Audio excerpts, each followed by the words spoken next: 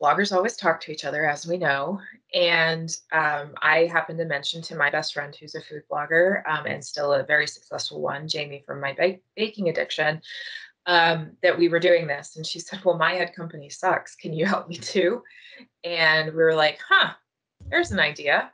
Welcome to Become a Media Maven. You are going to love this episode. I am speaking with the co-founder of Mediavine. Her name is April Bracegirdle, and she shares so much information I didn't even know about Mediavine. So if you are not new here, then you know the main bread and butter here is Media Maven, my PR agency.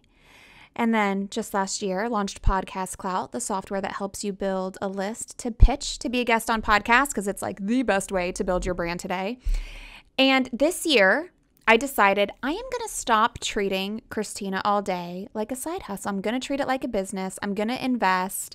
And I launched a whole new website, launched a whole new brand with Macy Miller out of Orlando. She is amazing. If you haven't checked it out yet, check it out. The new colors, the new look, the new logo, everything at ChristinaAllDay.com. And really stepping up not only the quality of the content, but also the quantity by doing a lot of SEO keyword research and just being more mindful about what I post and when I post. I've also hired a team of writers to help me create more content. And that's all with the goal of honestly becoming a member of the Mediavine community. And when you are done listening to this episode, you are going to want to do the same. Not just to make money and create revenue in your business, but just to work with these people because they're so smart and they're doing next level things. So with that said, here is my interview with Amber Bracegirdle, the co-founder of Mediavine. Ever wonder how some people seem to get a ton of media coverage and you don't? Welcome to Become a Media Maven, where TV reporter, host, and news contributor Christina Nicholson shares years of media experience to help you get the media attention you and your business deserve. And now, to help you master your media coverage, Christina Nicholson. Welcome to the Become a Media Maven podcast, Amber. Thank you. Great to be here. I'm super excited to chat with you. You are the co-founder of Mediavine. I want you to kind of tell your co-founder story because I love that you were a blogger beforehand. Like, talk about somebody who really knows why you are creating something. Yeah, I started my blog in 2008. I missed my grandma, so I started blogging her recipes. I was living in New Jersey at the time, but I had just moved back to the States from the United Kingdom, where I'd been for 2 years. So really missing Texas, really missing Southern food, and started to write about her recipes. She's the one that taught me how to cook. So it was kind of like an homage to grandma. And she loved it. She loved that I blogged. She's like, I got on your thing every time. I got on your thing. I was like, do you mean my website? And so I was just doing my thing, food blogging as a hobby. I was a fraud analyst for Travelocity, and that's what allowed me to travel all over the world. And then Eric and I met at a conference that I wasn't even supposed to be at. Hurricane Sandy caused the conference to move dates, and I had to cancel previously. But when they moved the dates, I was able to go. And so we went, and I was my usual outspoken self at this conference and took on a Google employee about Google Plus and some terms and conditions I didn't like. And Eric famously says, the story goes, that he leaned back to his buddy Josh that he was there with. Josh was speaking about SEO and said, that's her. Now, why he was looking for a blogger was that my other two co-founders and he, so Matt, Steve, and Eric, had a company together where they ran websites. They were bloggers. They just didn't know it, basically. And their ad company said, you need a website in the lifestyle space. Writing about Hollywood stuff, it doesn't give you very high CPMs. Like, the traffic that comes from that is worth less than something to, say, a food blog. So they were like, okay, well, we'll start a food site. So they were looking for a food blogger to help them. And so I started doing that. We founded Food Fanatic together. We got everything together in late 2012, but launched it officially on January 28th, 2013. That was sort of how we started working together. And for Food Fanatic, because food content is so laborious to create, I said, listen, we're going to need help. We're going to need lots of hands because it makes light work. Let's hire food bloggers to create the content. And what we can do is sort of focus on something they're fanatical about. So, like Christina from Dessert for Two was able to sort of veer into dinners for two and slowly introduce that to her audience. And now she does them all the time. And it was a really successful move for her. But we were able to give her sort of that extra push to write about something that she didn't think would fit on her site at first. And that was sort of the guy's first experience with working with other content creators that had all the same pain points that they did. And so along the way, right after I started working for the guys full time, because I had just had a baby and I wanted to stay home with him, we our ad company sort of fell apart. And so now we had four families living off of what we were making from our advertising, plus all of our army of contributors that we were paying every month. And Eric was like, the way he solves problems is just to read everything in existence. And he started reading about programmatic advertising, and he read everything there was to read about it. And he said, I think I can build us something for the websites that will work. And because Food Fanatic was just starting out, it was a lot smaller than the Hollywood Gossip, which is still our biggest site today. It gets somewhere between 30 and 50 million page views a month. And so the technology that he built had to scale between those two sites. He doesn't like to do things twice, does Eric? So he didn't want to have to go in and make changes all the time to the code to suit Food Fanatic versus the Hollywood Gossip. So he made something that scaled between both sites. And really the magic there is that it meant it could work on any website. And so bloggers always talk to each other, as we know. And I happened to mention to my best friend, who's a food blogger and still a very successful one, Jamie from my baking addiction, that we were doing this. And she said, well, my ad company sucks. Can you help me too? And we were like, there's an idea. And so we started out helping her. And then, of course, word spread. And so then we officially launched 6 websites. They were all food bloggers that wrote for Food Fanatic. And originally the idea was, hey, this is something that we can do to give back to our food bloggers to help them make more money, like as a thank you for writing for Food Fanatic. We quickly realized that programmatic advertising needs scale. It's something like 2 billion at the time, it was like 2 billion ad impressions a month were available. And we were working with 6 websites. So we needed a lot more to get notice from advertisers. And so we just kind of opened the doors. And we had a couple of people along the way say some really nice things about us in Facebook groups. And we were off to the races. We now work with 8,176 bloggers as of our meeting last Thursday. And that's been in the last six years. So it's been pretty bananas. That's amazing. And you guys do. I mean, you say people are saying nice things about you online, then people still say nice things about you on the internet. Like I am a part of a few blogging groups. And whenever it comes to like, hey, I want to put ads on my blog, where do I go? Everybody's like, go to Mediavine. But if Mediavine turns you down, then try these places. Like you are always the go-to. And why do you think that is? Why are bloggers raving about you? So first things first, we know what it's like to be a content creator, and that's how we focus our efforts. We don't do outbound marketing. We never have. We have literally never sent a cold email like any other ad company does. I know, people get cold emails in their inbox every single day wanting them to switch from us. We've never done that. We've never even done a paid Facebook ad. We've never done a paid Google ad. Our reputation is everything. And we don't even have goals internally that relate to profitability.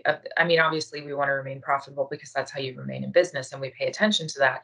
But our goals are solving problems for our customers.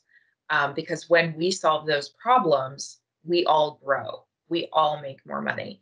And so by focusing on that, instead of how can we leech as much as possible from this content creator until their website's not worth anything anymore, um, we're really able to be sustainable. We're really able to think long term, and the sky's the limit. So it's really about having our heart in the right place, as corny as that sounds.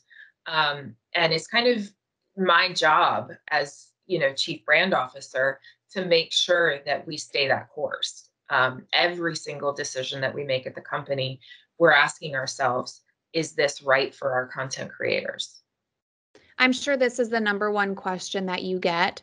What are the requirements to work with Mediavine as a blogger? Sure. So we recently had to change these. We had to change them in mid 2020. They are now 50,000 sessions in a 30-day span is the starting point. And then we're also looking at your traffic. What does your traffic look like?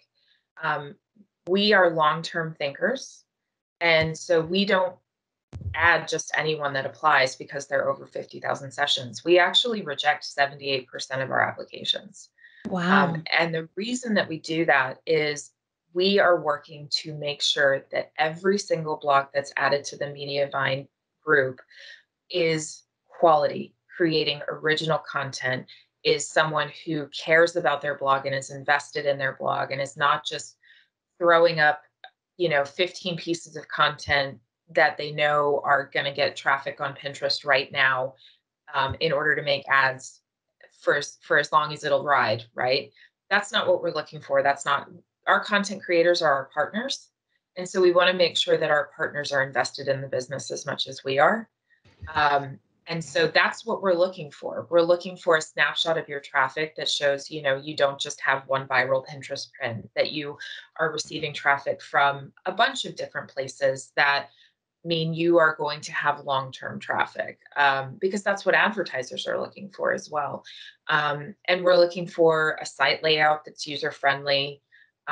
We look, hopefully, your site is doing well in terms of site speed. It's not necessarily something that's going to make or break you joining us, but we do look at it, just so we know where the pitfalls are going to be. Stuff like that is sort of, it goes into the application process, but our application process is still handled by humans. We have at least 2 humans look at every single application, so that we know that we are making the right call, not just for Mediavine, but for every other content creator that partners with us. Do you want to be associated with that website? That's kind of how we feel about it. And what advice do you have for bloggers who maybe they're working to get that 50,000? What would you tell them to make sure these T's are crossed, these I's are dotted before you fill out an application? So first things first, use your own website on your phone. No blogger does that. And, I'm just as guilty of it. I pay attention to desktop because I'm on my desktop. But use your website on your phone. Is it slow? Is your email pop-up taking up the entire screen and making it impossible for people to see the content on your page? Do you have a big enough font? What about your paragraphs? Are your paragraphs broken up so you don't have a wall of text? Doing that will ensure not only that your site is great for user experience and great for SEO, if you're making sure that, like meta tags are there and, all the basic building blocks of SEO are there.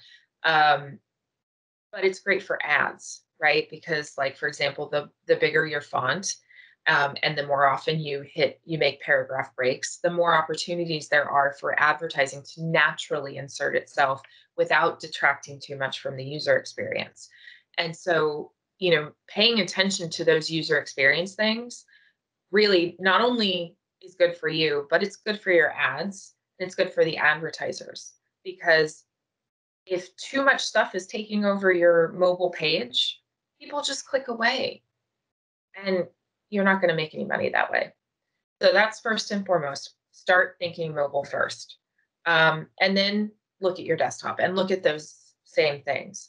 And then really make sure that you are writing content in a way that not only answers questions that are being asked when someone searches for something, but that is a compelling post. That is something. It's not just, a lot of people talk about writing for Google. Well, Google is actually really, really good at context these days. So just write for humans, write compelling content for humans, and you will start to rank really well. And also, don't put all of your traffic eggs in one basket. I mean, um, I don't know where that came from. Because like if you only focus on Pinterest, and they are the bane of people's existence these days, right? Because they keep messing with the algorithm. They keep bringing out these things like story pins that don't link anywhere. It makes no sense. I just tried to use Pinterest the other day because we're building a house, and I was like, this is impossible. Like trying to provide my builder with some ideas. I couldn't, as a user, pin anything. And I was like, no wonder bloggers are ticked. And so really it's one of those things where, don't focus just on Pinterest. Don't focus just on SEO. Don't focus just on Facebook or TikTok. Make sure you're well-rounded. Perfect. And tell me how bloggers are making money with Mediavine. Kind of dumb it down. I mean, you Sure. put ads on their blog. Do they get paid a certain amount if people view it, if people click it? And then how do you Yeah, get revenue as a business on that side? So just tell me the sure. business side, both for you and for the bloggers who are your customers. Sure. So we're really transparent about this, and you can read about it more in depth on our blog, but we operate on a revenue share. So that means for every bit of money that you make, we get a percentage of it for handling all of the technology and the relationships with advertisers and all of those things. The way that it works is when you first join, it's 75% to you, 25% to us. The longer you're with us, the more that goes up in a couple of different ways. So we have a loyalty bonus that for every year you're with us, you get 1% back. So at your first anniversary, you'll be at 76%. The other thing, and this relates to us wanting you to optimize your content, not necessarily focus on just getting more page views, is we look at your number of ad impressions. And if you go above a certain number in your ad impressions on your website every 30 days, we will actually increase your revenue share that way as well. So I think it's for 5 million, you jump to 5 million ad impressions in a month. And that's not 5 million page views. Like they're very different numbers. You get 80%, you jump to 80%. So if you had a loyalty bonus on top of that, it would be 81. And then if you jump to 10 million ad impressions, it's 82.5% loyalty bonus on top. And then if you are at 15 million ad impressions, it's 85% plus loyalty bonus.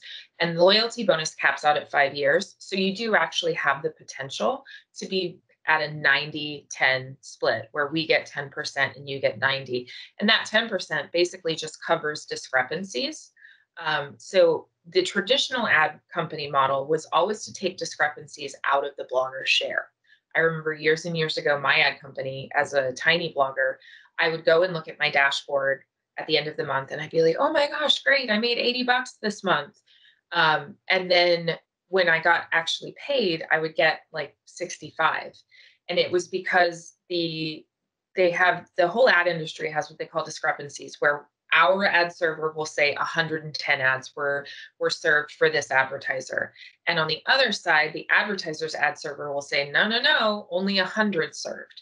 So someone has to pay for those 10 that supposedly served, but the advertiser doesn't agree served. And when we started, we said, no, no, we're not going to do it that way. We're just going to make it a flat revenue share. So those will come out of our portion. It also helps us keep the advertisers honest, because if someone starts to jump at more than about 5% discrepancies, we kind of back away from letting them bid on your auction. And that makes them sort of pay attention to their technology and fix it, right? So it's a really symbiotic relationship. But yeah, so how we make money together is that when someone comes to your website, the ads load. If they're seen, you get money. If they're clicked on, you get a little bit more money. But typically, just having them seen is enough to make you a very, very good living. Um, especially, and you don't want to go clicking on your own ads because over time, the advertisers realize it, they can track you, and they will call that ad fraud, and you don't want that. So don't tell mom to click on your ads either. But that's how we make money. We also have an influencer marketing program. So we do that as well. And that's like an affiliate program referral. You invite somebody to use Mediavine, or No, so that we don't have an affiliate program, and that was actually a very deliberate choice so that when you read about us out in the world, they're not tied to a revenue stream. If someone's writing about us, it's because they wanted to share their opinion. But no, we have an influencer marketing program where basically a brand can come to us and say, we want access to your influencers to have them write about us on their website.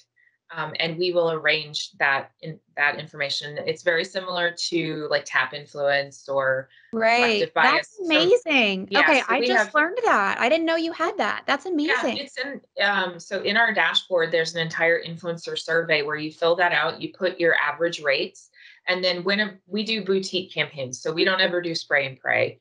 And so when a brand comes to us, we literally search out the exact sort of blogger they're looking for, check their rates, make sure they're in budget, get a scope of work from the brand, and then we reach out to the blogger and say, okay, this is the exact scope of work. How much will you charge for this?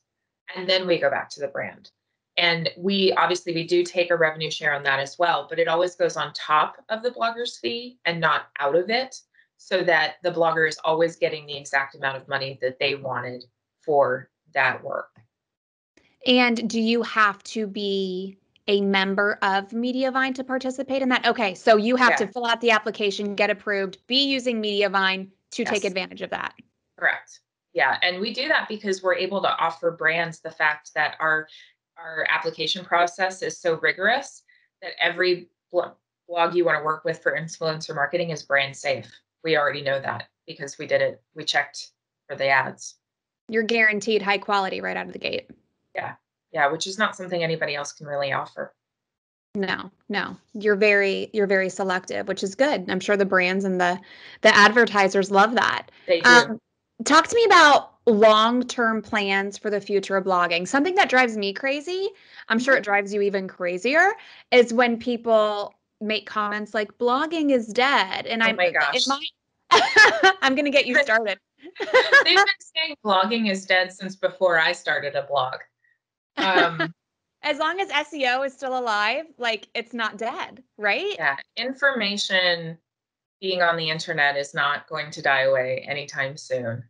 The future of blogging. So, with a lot of people talk about cookie apocalypse, and third-party cookies are going away, and those are how display ads work today. Programmatic display ads work today.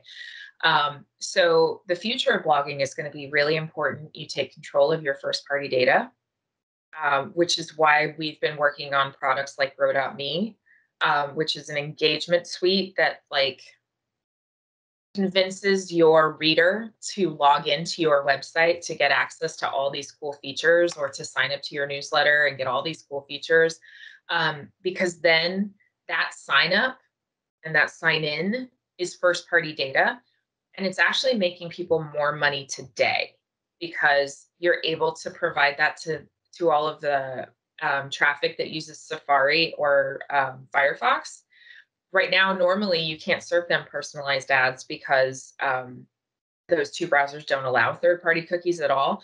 But if you have them log into Grow.me, guess what? You can. So they suddenly become worth way more money, which is really exciting. Really, the future of blogging is going to be not to intimidate anybody, but it's going to be understanding that you're running a website. When I started, it was a passion project, and it was, I knew a little HTML, but I certainly didn't know my way around WordPress. And I just wrote and took pictures, right? And so it's going to be about understanding. You might not have to do the actual hard work of creating software and things like that, because you'll have companies like Mediavine providing solutions, but you do have to understand how they all work together. And so long as you do that, your blog will flourish even 10 years from now, is my personal view. The future of blogging is going to include a lot of video, both from a money-making perspective and SEO. Google loves, loves, loves videos, both from an ad perspective and how they show results in the carousel and how they show, these new web stories. The ones with video do even better. I just wish they'd figure out how to do that better so you don't have to host the video on your website in order to get a video to play in a web story, because that's impossible. It's too big of a file size to serve over and over and over again to multiple people. It's a whole thing. You could get me started on that, but focus on video, focus on quality content, focus on collecting your first party data, and blogging's not going anywhere. And the video aspect, I mean, what I do is I just put it on YouTube and embed the YouTube video. And they've actually worked on making it a little prettier than they have in the past. And, YouTube is owned by Google. So I feel like they are. So Google has said they don't give their own products any preference in search, which is really important. Them. Yeah. I mean, I will say we created a video player that actually makes way more money on your website than YouTube does. So uploading your videos to Mediavine when you're in our network, and putting those on page, it still has the exact same schema output. We do a video sitemap just like YouTube. We haven't seen any difference, especially on because we test all this stuff on our own websites. So we haven't seen any difference between having a YouTube embed and having the Mediavine player on the Hollywood Gossip. Has a significant amount of traffic to test against, right? And the returns on the money is YouTube is like $1 CPM, and video CPMs on Mediavine range somewhere between $15 and $30. Oh my gosh. So it's a big, big difference because YouTube doesn't have any competition, right? Like they only allow themselves in the advertiser gateway for YouTube.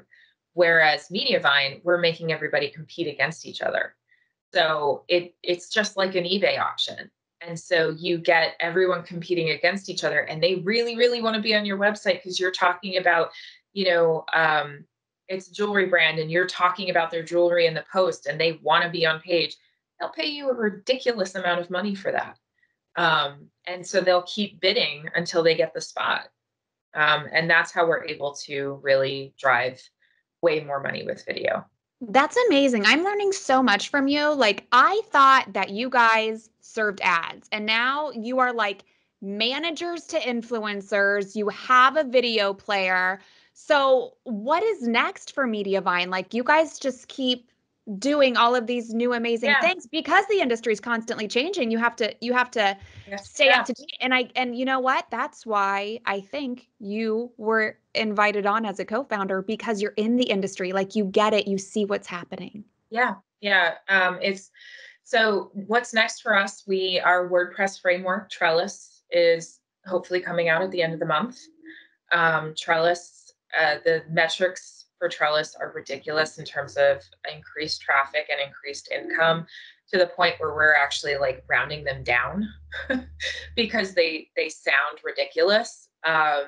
But we've seen it. We've got, I think, almost 2,000 blogs on Trellis now that we've been doing during the closed beta test. And so we have, a very big data set, and we're confident in those numbers, but we're also terrified. So Trellis is the first WordPress framework that's been built for site speed, user experience, and advertising. We're going to be able to put custom ad units in Trellis websites that will be unlike anything anybody's seen, that won't inhibit actually reading the website and things like that. We've been working on Grow.me, which, as I said, is our engagement suite. Spotlight subscribe is the biggest thing that's come out through Grow.me. And so the way that works is, instead of having a pop-up on your website for your email newsletter, it sits in the blog post, very prim and proper, and it's lazy loaded, so it doesn't even hurt your site speed. And as someone is scrolling down the page, all of a sudden it's sort of, I call it a pop in. So the content around the page sort of darkens just a little bit, and you get a spotlight on the subscription. on the subscription box. And I will tell you, so one of our internal bloggers that I work with all the time, I help her with this part. And so I see her numbers every week. Before she put Spotlight Subscribe on, she was getting maybe 8 to 10 new newsletter subscriptions a week. Since we've put Spotlight Subscribe on, she's getting anywhere from 200 to 500 a week. Wow. Bananas. And it's just like, it's one of those things where we test and we test and we test on the Hollywood Gossip, and Food Fanatic and all of our other sites. And once we know we've got a winner, that's when we release it to the wider audience. So every single time that we're releasing something, we have data to back us up to say, this is the thing that works, right? So like one of the things about Grow.me is we released this film strip carousel thing that sits at the top of the site that someone else in the industry had created and bloggers really loved. Well, it turns out now that we've created that and we have the data to back it up, readers don't click it. Bloggers like how it looks because on desktop it's beautiful. But your readers aren't using your site on desktop. And secondly, if no one's clicking it, why have it there? And so we've actually created a couple of other placements that have way more engagement. And I think at some point we're going to retire that film strip because it's just like the leaderboard ad that sits at the top of your site that everyone had. That one never saw good returns either. So we said, no, we're not going to run that ad position.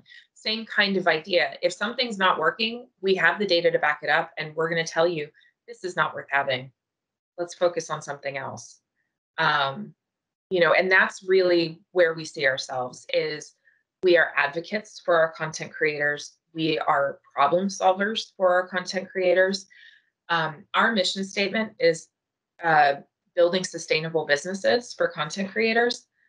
And you'll notice ads is not in that statement. Profit is not in that statement. And all of those things are incredibly important to Mediavine, but the most important thing is the long-term thinking and that your business will still be here if you want to hand it off to your kid. And I think that the fact you think of it like that and you approach it like that makes the profit come by default. Natural. Yeah, it's absolutely natural. We don't have to try very hard because, we're doing things like solving problems for site speed actually improved the viewability metrics for the advertisers. And viewability is like how long the ad is in the viewable screen, like how long someone's eyes are actually looking at it. And by doing some different things for site speed, we were able to improve that so much that advertisers made us prove that those numbers weren't faked. And once they knew that we weren't faking anything, we just changed how the technology worked. All the money, just take all the money, right? And that's just kind of how we do things. And it's just it is absolutely a natural side effect to making the right decision for the right reason. I say the same thing to all of my PR clients and potential PR clients at my agency because when they pitch the media to get news coverage, they're so in your face. Give me coverage. Let me be on the morning news program. Put me in this article. And it's like, no, just help the journalist do their job by offering your expertise. And by default, you will get the promotion. Don't shove your new book down somebody's throat. Instead, talk about your expertise you write in the book. And by default, your book will get that promotion. So I love that approach. What's funny, Christina, is that's actually how we talk about SEO. Solve the problem naturally. Tell Google what you're an expert in by writing about the thing that you know about. And the SEO will come. That's how it works. It's really funny. It is, you know what, I think it's a problem for people because they're impatient and they don't want to take the time to be strategic. They just want it now. And they feel like that's a shortcut. And I will tell you, so my main bread and butter is my PR agency, Media Maven. I have software called Podcast Clout. But I said at the beginning of this year, I am going to step up my side hustle, and that is a lifestyle blog, and I'm going to get enough traffic to fill out an application for Mediavine. And now after chatting with you, I'm like, well, shit, Mediavine has all these other things I didn't even know about. I really got to step it up. Yeah, so that is my goal. You got to read our blog. We post about this stuff all the time to I mean, we've even got guides for how to price yourself on influencer marketing, because again, we see ourselves in the same spot. We're content creators. We know where the pain points are, and we want to make it better. We want to make it easier. We want to make the business of blogging better, straight up. And so that's what we're going to keep doing. I love that. I'm going to link to the blog in the show notes for this episode. I'm going to link to Mediavine and all of the places. Thank you so much, Amber. Is there anything else you want to add that I should have asked that we didn't touch on? And I think we covered pretty much everything. Trellis is coming. There are new updates to our WordPress plugin Create. I don't know if you use that. Okay. It's our WordPress schema plugin. So you're very familiar, if you've been on a food blog, of a recipe card, right? And schema sits behind a recipe card. And what schema does is it's the code that sends to the Google search results when you see like a star rating or prep time and cook time, things like that. That's all transmitted via schema. So Create does that for recipes, but it also does it for how-to. And a how-to card can be used for anything where you're saying, how do I blah, blah, blah. So we even have marketing blogs that use Create and use it for things like how to choose the right email software for your business. And it, sort of talks about going through the analysis process to answer the questions for, whether you should be using ConvertKit or MailChimp or MailerLite or whatever. And that blogger ranks for that search term of which email software should I use because of the Create card. Another really great story to that is we have a blogger she has a sewing blog and she uses Create. We were the first ones to ever come out with a how-to card. And she had a blog post about how to make a face mask that just blew up at the beginning of the pandemic. And she won the search term. She's ranking #1 for how to make a face mask because she has a Create how-to card that's showing step-by-steps with the photos. So the photos took over the carousel on mobile and then on desktop when they released it for desktop. And so she basically won the lottery. She went from making, a small amount of money, not an insignificant amount of money, but a smaller amount of money, to 6 figures a month, overnight. It was crazy. And the thing that I love most about Create is that when we built it because our DIY bloggers were using food recipe card plugins to make how-to cards, and recipe card plugins wrote up the schema as if those were ingredients. So you've got like wooden dowels listed as an ingredient as far as Google's concerned. That can get you a manual action where they're like, we're not going to list your blog on Google. And so that's really bad news bears. So that was our impetus for actually making Create. And so when we added the how-to card, Google was not parsing how-to schema at all. So that, they weren't pulling out the time, the total time it takes or the number of materials used or anything in the Google search result the way they do for recipes. So we released Create in October of 2018. By February of 2019, Google was parsing how-to schema. The only plugin that was offering how-to schema was Create. So that was the second time that we influenced Google to do something crazy like that. The first time was when they quoted us that lazy loading advertising improves viewability, and they quoted us on their blog, and we were like, oh my God, what just happened? So yeah, really cool stuff. If you build it, Google will come, is basically what we've figured out. So. Yeah, but you guys put a lot into that building that a lot of people also do not. So that's amazing. I'm going to link to all of the things. There's a lot here. This is loaded. It's all going to be in the show notes. And I will say Create is free for everybody. Oh, even better. Even better. No, it's not a Mediavine only thing. Create is available on the WordPress repository. You can download it and put it on your blog right now. Okay, so, I'm going to email my web gal and get that on my site. And I am all about my goal of reaching that 50,000. So Amber, we'll do it. Hopefully in the next year, we will work together soon. Fantastic. I can't wait. Thank you, Amber. You're welcome. Okay, we covered a lot there. And like I said, it will all be there in the show notes for this episode. And you can check that out wherever you listen to this podcast. It's right there in the show notes in your app. Thank you so much for listening. If you haven't already, I would appreciate a little tap to subscribe to this podcast so you can listen to more as the episodes come. I used to do this every week here, and then for a short time, I did it twice a week.